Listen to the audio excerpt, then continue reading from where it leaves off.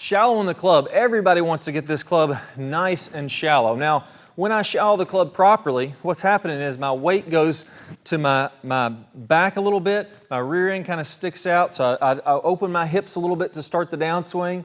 And then what you should see here is when your left arm is parallel with the ground, you want to see this club shaft pointing at your target line, which would be illustrated by this green stripe here, or a little bit outside the target line. Now, there's two specific things you want to do with your wrists. Some certain forces that you want to put in here. Stick around to the end of this video. I want to make sure that I go over those with you. That'll be a game changer. It's like night and day once you get those right, how much easier it is to shallow this club out. But there's several things you want to do. Now, this is a little device. You don't have to have this, but I really like it because it gives you some immediate feedback. It's called a checkpoint laser. It shoots a little green laser out of the end of it to where my sweet spot, just in front of the sweet spot, and it has another little green laser that you can see pointing out of this end of it. Now, one big problem that I see when players tend to get steeper in the downswing, get this kind of laser, you see that pointing inside the mat there. What they'll do is they'll pick it up with their hands and wrist. And when I pick it up with my hands and wrist, the club shoots inside, and you'll notice that green laser that's on the ground here immediately goes to the inside of that stripe. Now, that can be a big issue. The reason is when I get it to the inside, as I start to pull down, that gets my club steeper. Let me grab a club and show you exactly what I mean with that. So whenever you have this club working to the inside and your momentum is going back, imagine your hands are kind of working on a plane of glass. So as I go back and through, my hands are on this inclined plane. As I change direction and start down, I go from my backswing to my downswing, and my hands start pulling down this plane this direction. Well, if my hands are inside, or my club head is inside of my hands when I do this, watch what happens when I change directions. It starts to throw the club out that way. So you can feel this really easy. Go to the top of your swing, get the club really flat just with your left arm only, and just pull your left arm down to the ground like you would in a golf swing. And you'll immediately see that club starts to steepen up. It kicks out this way and comes over the top. Then you can do the opposite. Go ahead and have the club out here. Not a golf swing, you're never going to make a golf swing like this. But go ahead and stick the club out, and then you yank the club down again, and you'll see how immediately this thing is like slung and flattens out. So you can actually use the momentum of the club head if you move it correctly. So if I pull this club to the inside, all of a sudden I get it here, and then as I start my downswing, it wants to kick out that way.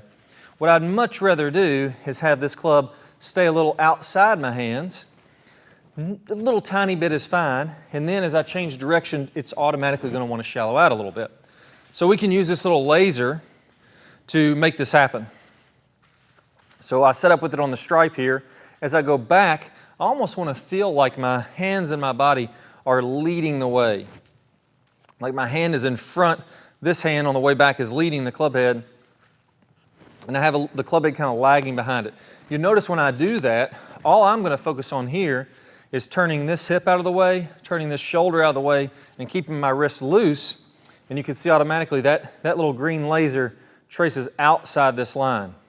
Now, I'm completely fine with it tracing on that line, which would be kind of perfectly on plane as I'm doing that, or tracing a little bit outside of it. But what I really don't like is taking the hands and wrist and not using the body to turn and just picking it up with the hands and wrist, and all of a sudden this club shoots way in, this wrist gets bowed, this wrist gets cupped, and then it's that over-the-top steepening move.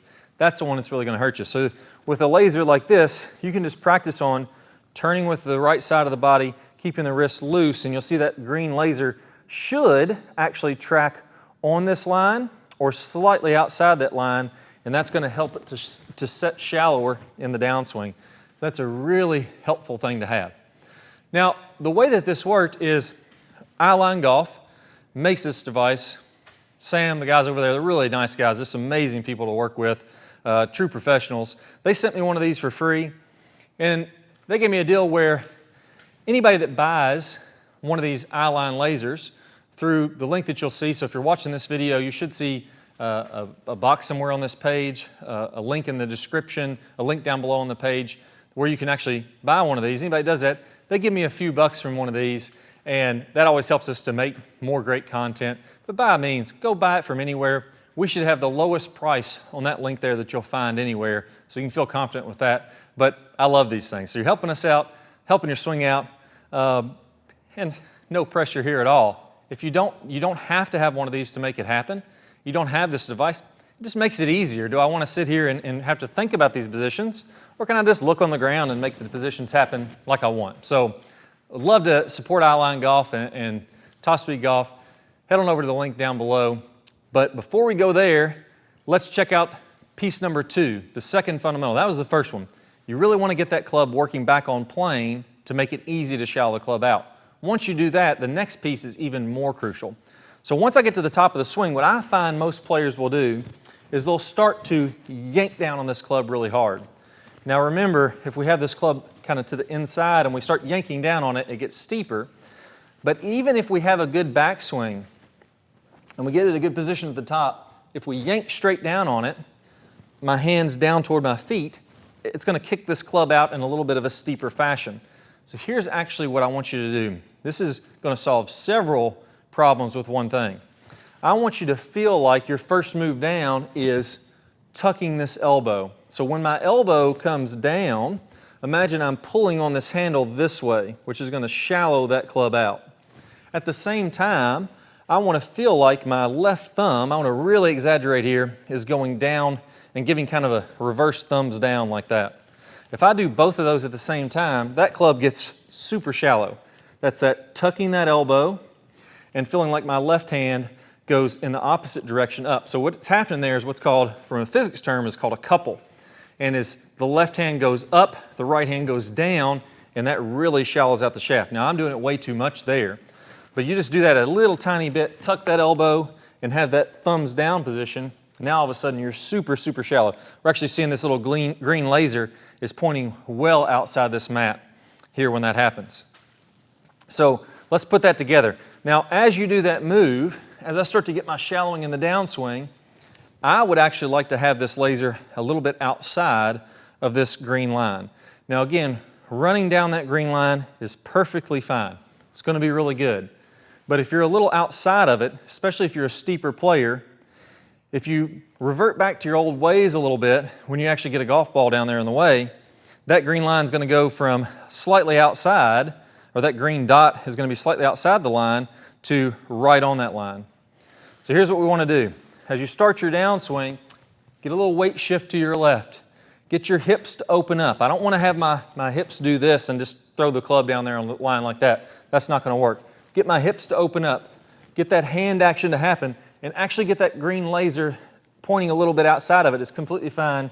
Then as you work down to contact, we're going to see that come on what would be the golf ball, trace down the line here, and then I'm going to release. And the cool thing about this too is as I release, I can see that my face is square as I go down this target line because of how I release it with the club there. So if I have a little bit of an over-the-top flip, not only am I not going to trace down this line in my downswing through contact, but I'm going to see this green laser from the head shoot off to the inside there. I want to feel like after I shallow out, I get it on the line, my second tracer traces down the line there also, and I don't get this thing to flip to the inside and start going back in as that's happening. So that'll really help you stay square all the way through contact, which is a really good feeling to have. If I can be really square from here on, then I'm going to be a fantastic player. I'm going to be very consistent. Now there's one thing that I wish this device had that I haven't seen this device or any other device get you, and that's teaching you the pro wrist motion that's going to square up that face. You see, the one thing about this device is I can get it perfectly on plane, and I'm really riding down here on plane. My club face is coming through on plane. Everything looks like $1,000,000. I'm shallow. I'm really swinging fantastic. But I could have this face open. You see, I can have my pointer on that line, but I could have the face open or closed, and that pointer is still pointing in the same direction. Now this is actually something that I go over in what I call the tennis racket drill. And there's a specific way that the pros are using their wrist, both their left wrist and their right wrist, to come through impact and now get that great pro impact with the shaft leaning in front, the club face square, that dot right on the ground, and making that happen. Most everybody that I ever see may get the shallowing piece right, but then they don't have the second piece. They don't have the wrist right. You have to have both of those pieces together if you want it to work. And I'm going to play a great bonus video for you called the tennis racket drill, where I teach you a very intuitive way to get those wrist angles. If you can put both those together, then you're going to be swinging pretty daggone good. You're going to have this club shallowed out.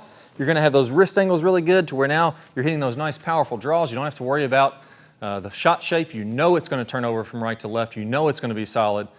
So go ahead and check out that video. I'm going to play a preview of it here in a second. All you have to do is go ahead and click the card up above, or click the link down below in the description. If you don't see it there, you'll get instant access to that tennis racket drill. You pair it up with what we did here today, and you're going to have some amazing success. You're going to have a blast out there on the golf course. So best of luck, and I'll see you right now in the tennis racket video. Good player problems. We're going to talk about shallowing that club shaft out as we're starting down, as we're doing this rotating of the face that we worked on in the last video. As we start this downswing, what you'll see with basically all of the top players is, instead of coming kind of over the top and letting the hands come out away from their body, letting the club come out away from their body, again coming down steep into the ball and then having to open up, kind of fillet open the face and add loft to it, the flattening of the shaft should happen as soon as we start down. So as we start this downswing, what we want to have happening here, you can imagine that if I draw a line from the hosel of my club up through my right elbow, that's my swing plane line, my elbow plane. As I go to the top of the swing, I'm going to be slightly above that. And then as I start down, I want my hands to start to shallow out. I want the club to shallow out inside of this elbow plane. And at the same time, I'm going to be rotating.